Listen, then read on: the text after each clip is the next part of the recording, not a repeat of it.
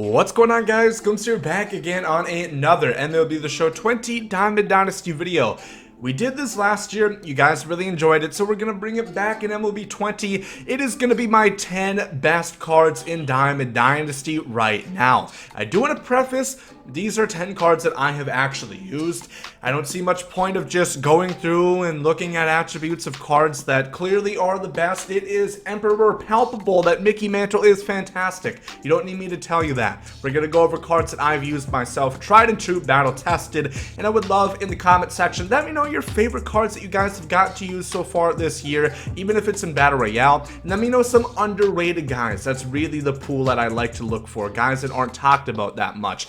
And yeah, before we hop into this one, make sure to leave a like down below. As always, really does help out the channel. Subscribe if you guys are new. Ton of more tips, gameplays, pack openings, news updates, everything under the sun is on this channel. Twitch.tv/GomesDaLegend, live at about 6:30 Central Standard Time. Come and stop by, baby. Gonna be a grand old time. That being said, let's go ahead and hop right into it. I will say these cards are in no particular order, just 10 cards that I really do like. And Nolan Jones is one of them. Now, I truthfully cannot tell you why I hit so much better with Nolan Jones than Nolan Gorman. I know I've made this joke to death. It wasn't funny to begin with. It sure as hell isn't funny when I say it now. The Nolan brothers. Same name, pretty much the same attributes, but this card sure does rake. In close to 60 plate appearances, he is hitting 370, 20 hits, 12 of those are home runs, on-base percentage over 400, slugging at 1111, absolute insane. Love this card so much. He destroys right-handed pitching, and he's also pretty good against lefties. I do play him at third base. I think I played him a couple times at first. The only downside to this card is, especially once you get on the higher difficulties, the vision is not going to be the best, and the speed is also not opportune, but man, oh man, a lot of people ask me what stage 2 team affinity should I get. Nolan Jones, by far and away the best one that I have used, and I would like to think I've gotten all the good ones. Next up, Reggie Jackson. Now, when I first got him, he was off to a slow start. He was not doing very well, but boy has he ever picked it up. He, in 80 plate appearances, 324 batting average, 13 home runs, 930 slugging percentage, absolute monster. Of course, hitting better against righties than lefties, but 250 is not horrible. And he has hit some clutch home runs for me, been real big, really enjoying this card. The downsides to him, well, the field. But let's be honest, Reginald Jackson is here to do two things: chew bubblegum and clap cheeks and roll all out of bubblegum. He is absolutely great, and once I do Prestige, I definitely want to get Prestige Reggie Jackson first before anybody else. Next up, gonna be one of the pitchers, Oswalt. Now, he is very, very good. I think a lot of people might be sleeping on him. He's kind of a budget card, doesn't go for too much. His hit per 9 is not great, 74. I think that's what kind of turns a lot of people off. Doesn't really tickle their fancy, but it should, because he's been more or less very solid for me. Keep in mind, I'm not good at pitching, so these numbers are going to be skewed what I consider to be good. But overall, 42 innings pitched, he has a 3.16 ERA, which is pretty good. That's pretty solid. A whip at 1.22, 25 strikeouts, especially recently as I've started to stream. The timing window, it gets a lot more difficult to strike batters out. Only 7 walks, which is pretty solid, and he's 7-0. Whenever he hops in the game, it is a W. Have not lost a game with him yet. I just really like Oswalt. I think the sinker, fastball, and 12-6 curve combination is so deadly. Mixing in that 97 four-seamer in with the 70-mile-an-hour 12-6 can really keep guys off balance. And also, really want to get this card prestiged. I think he is going to be amazing. Another guy I have gotten recently, that is Gary Sheffield. And boy, this card, a lot of people ask again, the collections, should they go after AL or NL first? And I always say Gary Sheffield is the guy you want to get.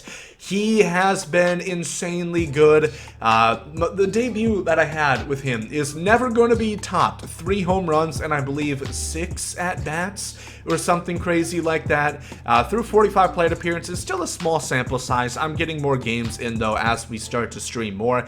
8 home runs already, 2 doubles, a triple, 15 RBIs. Just a menace when it comes to either side. 345 against righties, 417 against left-handers. Again, fielding is not his strong suit, or rather any suit whatsoever. But his arm strength, I guess, makes up for it. Of course, that's the downside. And once I do get him prestiged, he's still going to be bronze defense. It's not going to help much.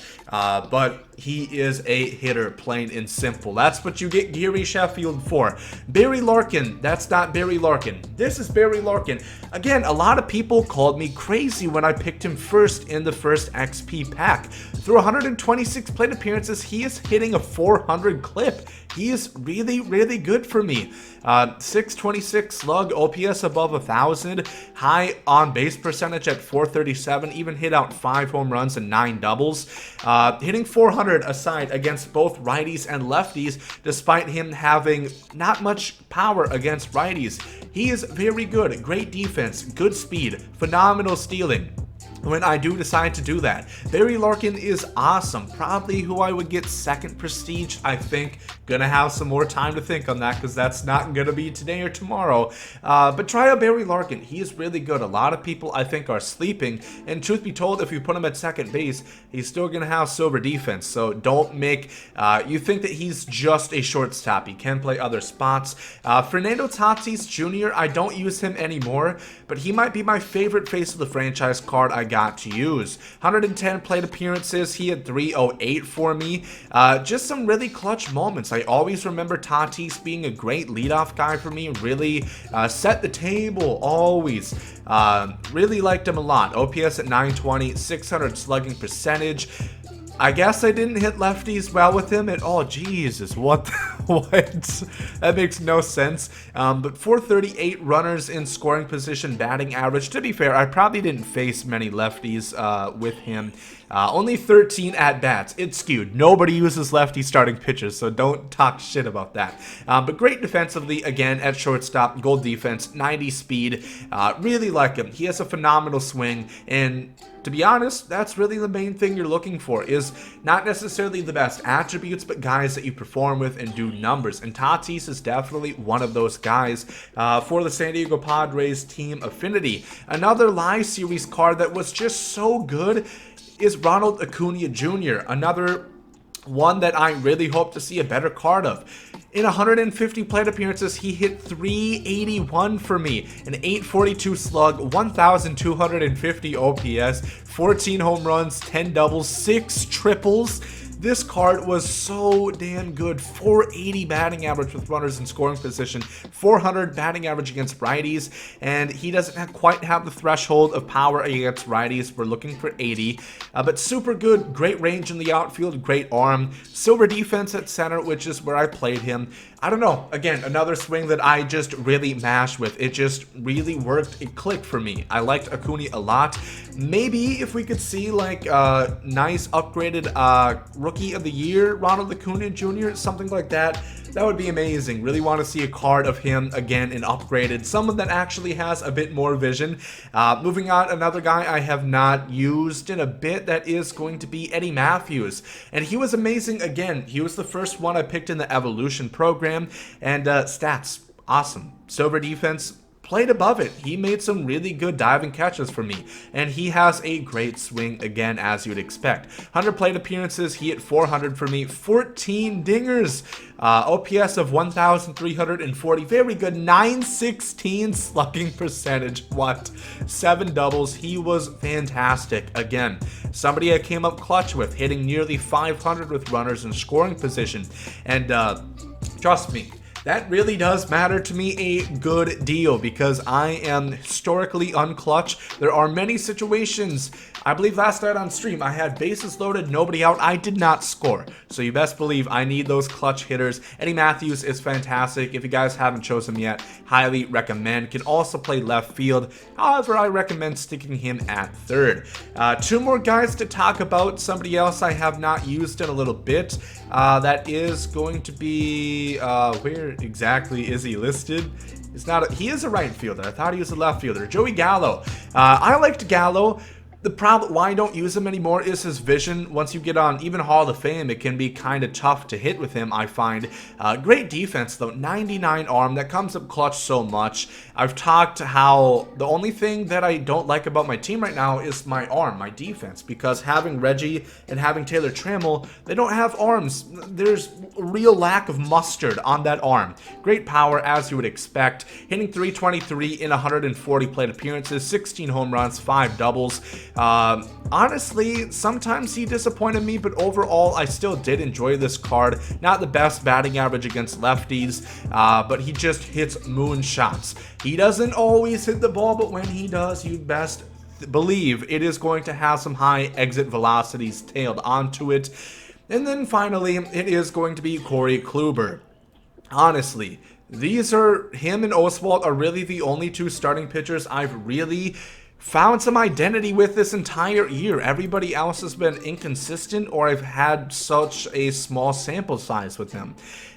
His pitches are great. His per-nines are great. There's nothing bad about Kluber whatsoever. He is phenomenal, fantastic in every aspect in this game. My stats with him aren't even that good from what you would expect. He can get beat up at times. That is because I'm just not great at pitching, which is more so reason why he is so important, because he helps me win games. 357 ERA, 123 whip, 88 strikeouts. He definitely punches out a lot of batters. 24 walks. Sometimes I can be inconsistent with him, but I think that's just because he has so much break, and also the game being extremely RNG at times. Don't focus on the fact that he has 23 games and 18 games starting. That's a visual error. I'm not sure how that occurred. But anyway, Corey Kluber is great. Everybody who I listed in this video, highly recommend that you guys try them out. Even if your team is surpassing somebody like an Acuna or a Tatis or a Joey Gallo, if you have the cards, give them a try. I think you honestly are going to like them a lot. And once again, I reiterate, let me know who you guys really do enjoy using this year. Who are some of your favorite cards? I am looking forward to getting some more, trying them out. And yes, there are some cards I didn't mention on here. One, because we only listed off 10, and some I just don't have a great sample size. For example, we used Alec Bohm on stream last night. He was amazing. 533 batting average in 15 at-bats, but hit 3 home runs, 2 doubles. Really like trying out cards, something that I think is a lot of fun in Diamond Dynasty. You don't always have to put out your best team. Obviously, it helps if you want to move up, get to World Series, but for some of us, that isn't the main priority. It is, well, not fun. Frustration, especially when it comes to ranked.